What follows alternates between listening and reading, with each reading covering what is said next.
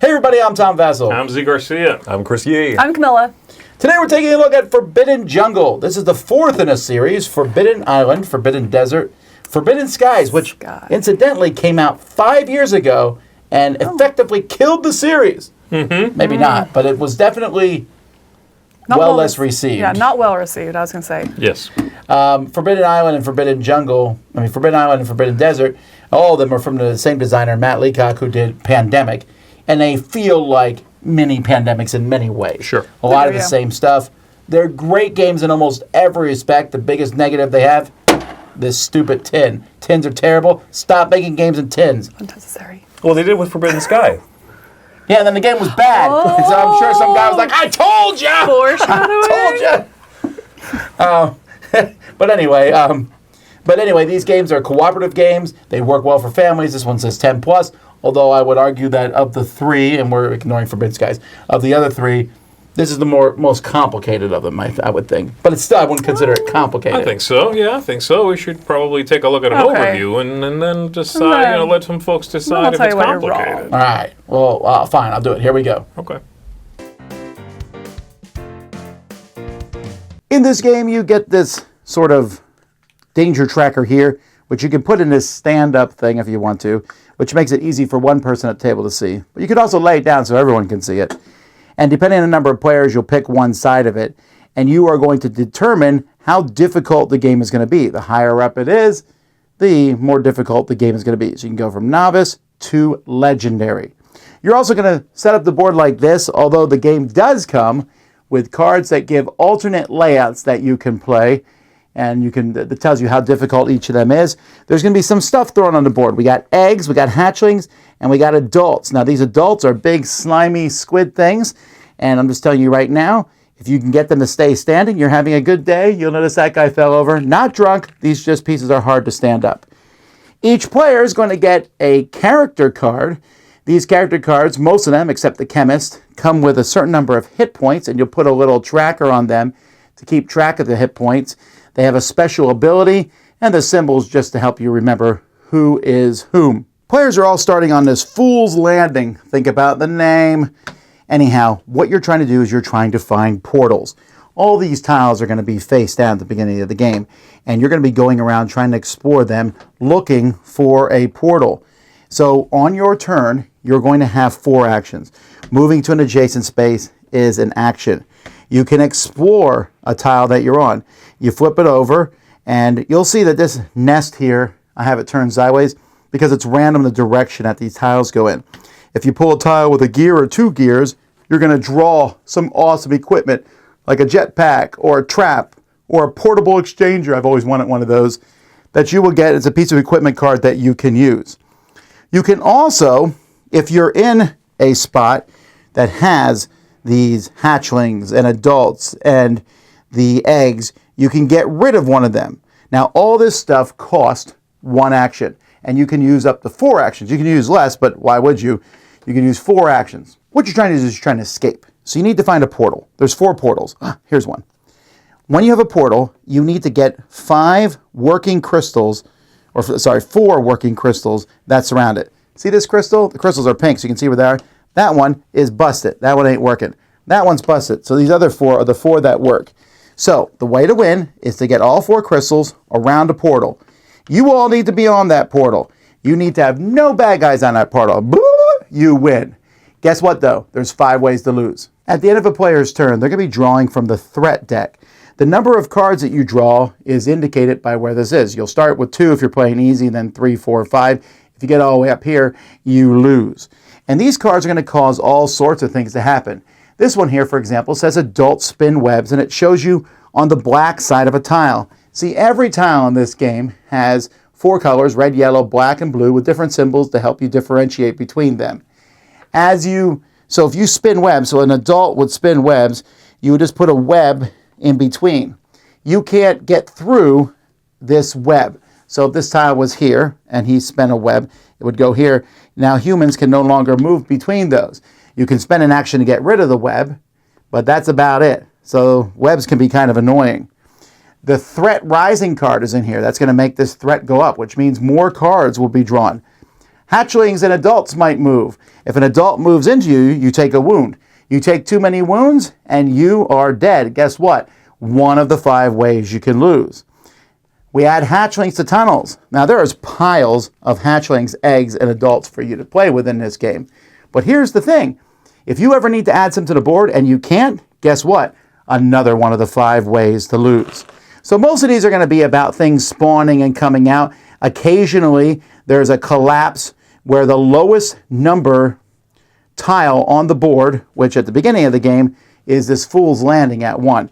But as the game goes by, oh no, what if it was this 9, this tunnel portal?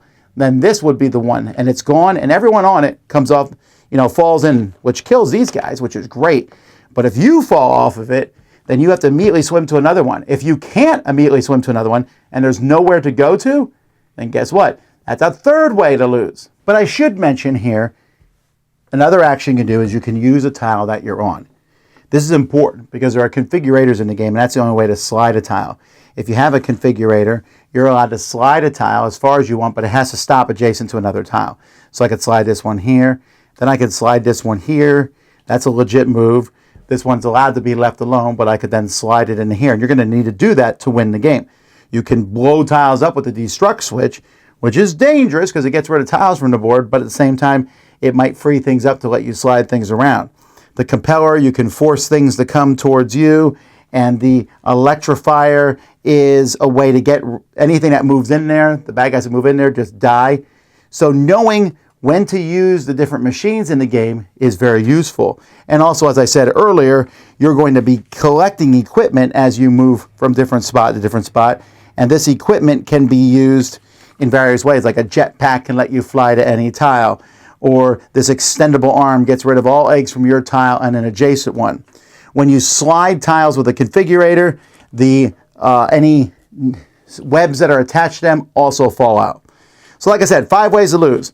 Get the threat tile all the way up here. Have your character run out of health. All the good portals. One of the good portals is they're all gone. These crystals. One of the crystals is destroyed. Someone is stranded on a tile and there's nowhere for them to go adjacent. And then you win by getting the portal next to the crystals. No aliens. Everyone there. That's how you play. I really like a lot of the components. I mean, I'm starting to get a little weary of the little sliders on cards. I feel like there could be a better way to do that. Just give me some little hearts, and I'll put them on my characters. I agree. I'm not a fan of those. I'm over them. It's enough. They wear the cards. They wear the little board that's supposed to track the intensity of whatever it is you're dealing with in this one. I'm over those. As well as like if there's a slider there and someone slides it with this one specifically, because it goes up and down, it's vertical. It's like with gravity, if the card is worn down. Wait, was this on this one or this one? Did you push it up all the way? Did it fall? You think anyone keeps that standing after the first game? I never use that stand. I do. They provide it. Why would I not? They also provided a tin, and I'm going to throw that out. Anyway, the other complaint I have about components is they look great. I love all the pieces, but those octopi magic purple things do not stand up at all. They do not. I also do not like the graphic design in this game. What? I think the artwork on the tiles. I said this the first time I played it. I looked at it and didn't like the way it looked, and it finally came to me. I'm like, I know what it is. These tiles look like a bootleg version of this game. Yeah. They look fuzzy and out of focus, and like somebody bootlegged the game. I feel like they look. Don't like the way they look. I feel like they look worn out from like right out. The artwork looks old and kind of sun faded, and yeah, I just don't care for the. I don't know if it's a graphic choice. It's supposed to be like, oh, I'm blinded in the jungle or what, but I just don't like the way they look. But then also, back to Tom's, I don't like the sides that have all the different symbols on it. That looks a little ugly. I don't know why. It ends up with the tiles also not facing it's all over the place. A mess. So it's like, which ones are the nests? Well, this one says nest, and then this one, and this one, but upside down. So those are the nests. Yeah, it kind of makes it easy to miss. You can't fix them. You mess up the game. You can't rotate them at all over the course of the game, can you? Right. No, you don't rotate. Slide. Oh, sorry, I cut you off. Yeah. Nope. So then why not just? I guess they were like, there's more variety this way, but they could have just mixed up on this tile, the black's on the side, and this one that's on the bottom. That would have changed the game that much. I had assumed the first time I played it that you just lined up everything when you revealed it, so that they were, you know what I mean? But like,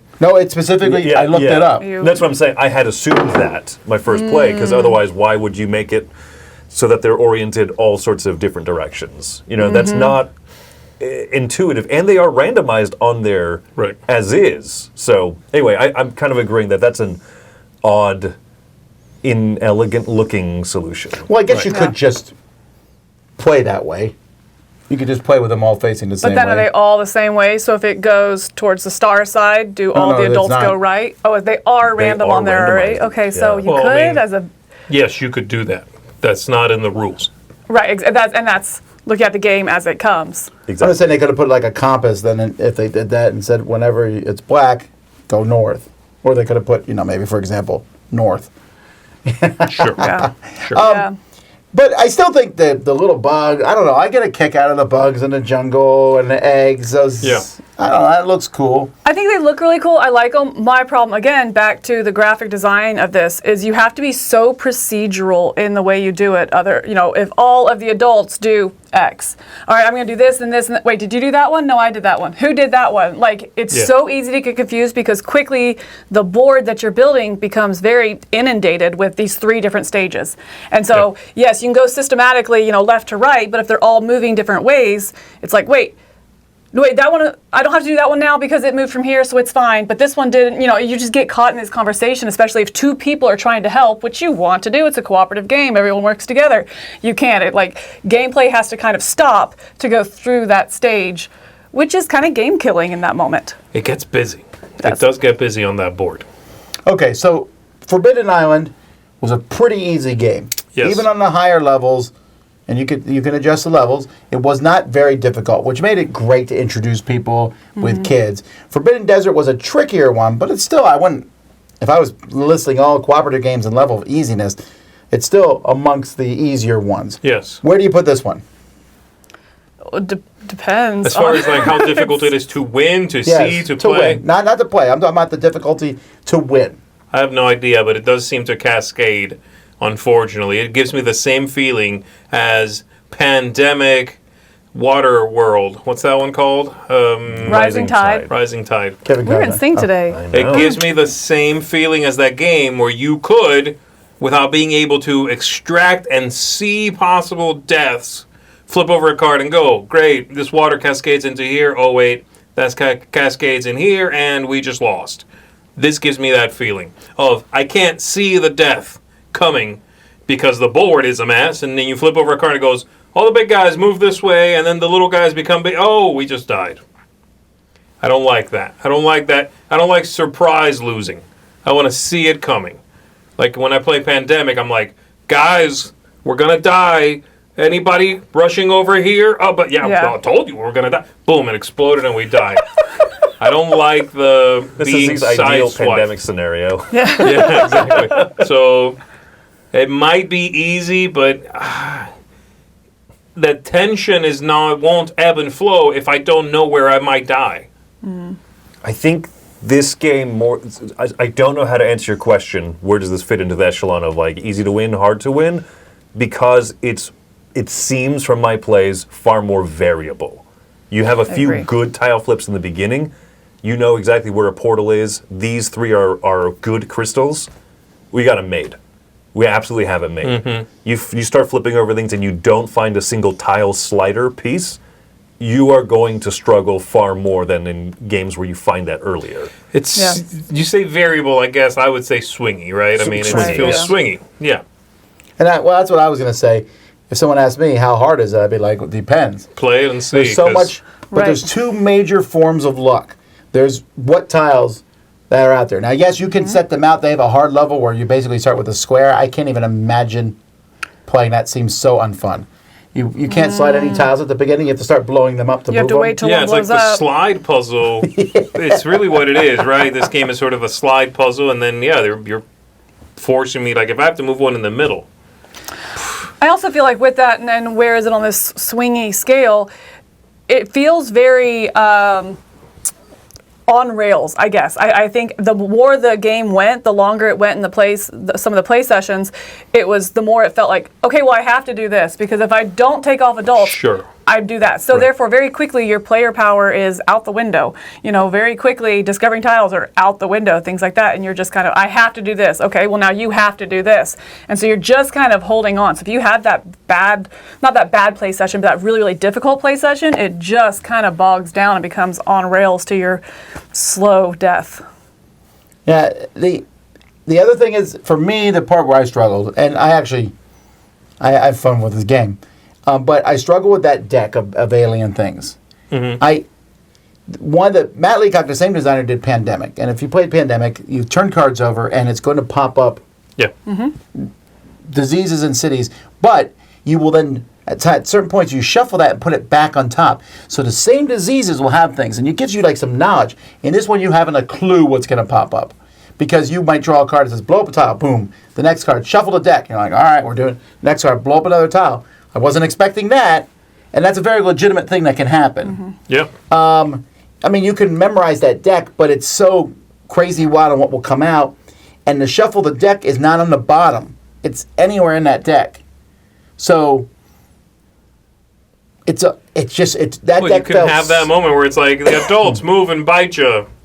Oh, the one character has 2 health. 2 health. It's like, oh, you got bit. And then, you shuffle and do it again, you're done. Yeah. And that's that end that you didn't see coming. Like you were talking about. That's swingy. That's nothing you can really do for that. That luck mixed with the luck of the tiles, you have to go into this with kind of like a woohoo type feeling for me, which I can do, but it's placing it lower than the other ones. It's not. I don't know that the game is bad. I enjoy it. I love slide puzzles. Do you? I think you need to like. That's actually that's a good takeaway.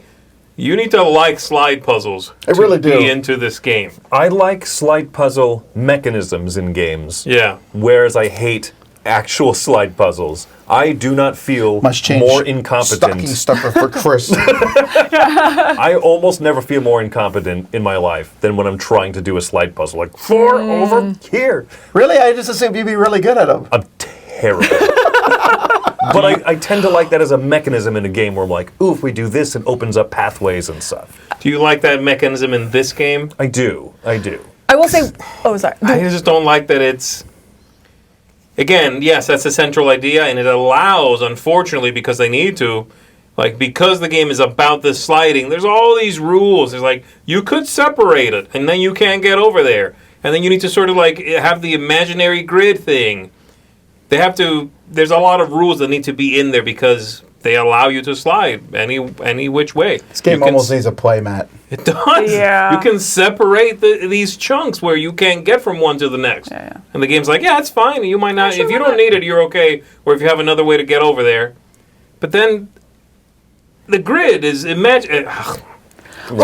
And we were talking about kind of the messiness or the fiddliness of the game and the pieces. One thing we didn't talk about yet is the nets, is that what they are? The webs. The webs that come out. And I think that's a whole nother level of messiness to where eventually through plays we learned that, okay, don't put it on the cards, put it between the 2 cards on the table.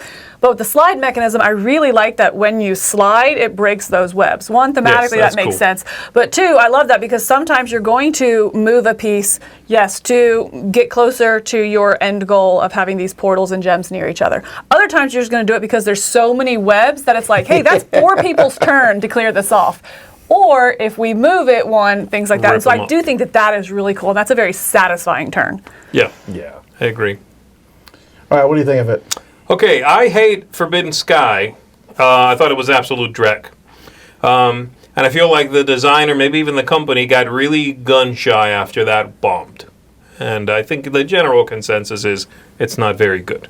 So this, to me, in many ways, kind of felt like when they came out with Star Wars Episode 7 and they were like, all right, nerds, we're remaking the original one. We're just going to remake A New Hope, and if you hate it, you're a hypocrite. This is 1 and 2 remixed, right? This is really Forbidden is. Sky. I'm sorry, this is Forbidden Jungle, Forbidden Desert. Island and Desert. There it is. Remixed. It's those 2 remixed, but it's just not as good as either one of those. It doesn't have the clarity of purpose of the first one. It doesn't have the cleverness of the second one. It's busy. It's a mess. It's so visually unappealing. It can be so swinging. I'm giving this a 5.5. I was very disappointed by it. I just don't like it.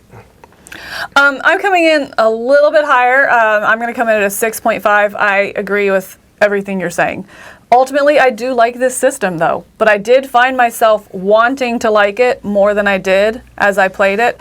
But that being said, I kept playing it, and I still want to get it to the table again. You know, I really enjoy a lot of what it brings, but the fiddliness of it gets in the way. The graphic design is just not as pretty as the other two, especially to be such a simple game. You know, I mean, you just have a couple symbols you're showing us. I shouldn't have to work so hard to find them and make it happen and work through that bad turn, that baddie's turn, you know, the jungle's turn. So I enjoy it. I want to play it more, but unfortunately, I just can't quite recommend it for those reasons. Yeah, so for me, it is a 6.5, not quite a recommendation. I'm actually in the exact same place, a 6.5. I like a lot of stuff in this game. I'm having a lot of fun with it, but there's some things that I'll ignore the 10. But I mean, the little bit of fiddliness with the components, and there's definitely the webs, putting them out. I was like, oh no, stupid webs, and I was obeying the rules like it was like put it on the edge of the card, and I was like, oh, this is such a pain. Yeah, that lasted one play, and I was like, done. Nah. But it does do some cool things too. Like we slid the tile all the way up here, and then the next round we got lucky, and they all moved into that zapper machine and killed them all. I like that sort of stuff. Sure. I do feel like if you play with kids, you definitely are going to say you should play with the person who can't die. You know, or you should play the person, right. I forget what they're called in this game, I call them the bug killer, the one who can kill everyone on the same tile. They're the medic from Pandemic. I like that. I don't even care that they copied episodes, you know, Star Wars again. You know, they copied the same theme from, it's basically the same theme from Forbidden Desert. Yeah. Forbidden Desert is like, find the pieces, and now we can fly out. Here it's like, get the portals together, get us on the spot, let's go. I don't mind that. And we didn't mention the equipment. The equipment does make a big difference, and it's fun. When you get a piece of equipment, it's almost always useful, and it's great, and you have fun. Sure. So all that stuff, it's just the other stuff brings it down, and the randomness is crazy. You will have games in this, I think, that you literally cannot win.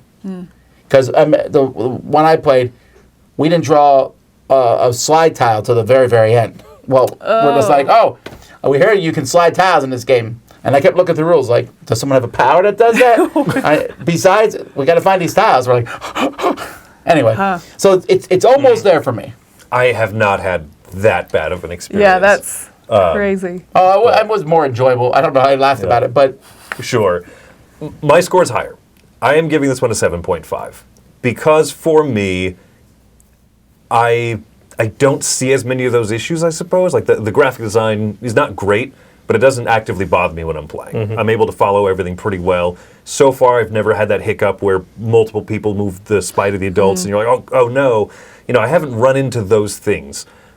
But this game does give me a lot of those same feels, and maybe this really leans into your Star Wars Episode 7 analogy here. It gives me those same feels that I felt when I played Forbidden Island for the first time. That's my first cooperative game I'd ever played. And it brings back a lot of good memories with that. This is one that I do want to take home and be like, hey, Wendy, let's try this. Hey, you know, play this with our daughter, and just kind of see the excitement as she gets to go out and zap all the bugs and everything, but at the same time work towards the bigger objective. It's not as good. I would rate those first two, Island and Desert, like at least an 8, maybe even higher, honestly, because I think that they're phenomenal, simple, lightweight co-op games. This one's a little bit trickier. I'm okay with it being a little bit trickier if it wasn't as swingy, as we're saying. If you got rid of the swinginess, for me, that would bump up the score more. But that is really what holds it back. So I mean, 7.5 is still a high score. I'm giving it a seal of approval because I have a lot of fun with it. And I think that the weight of, like, the target audience for this, I have to remember that it's been 10 years since I played Forbidden Island for the first time. I played so many other big cooperative games since then, but I think that this still has a really good place, even on my table, nonetheless on a lot of other people's tables as well. Well, there you go, folks. That is Forbidden Jungle. Stay out. No, I mean, you can play the game. It says Forbidden. Survive the Wild. That's a terrible tagline. All right, anyway. You should not survive. I'm Tom Basil. Yeah, I'm Z Garcia. I'm Chris Yee. I'm Camilla. Down with tins.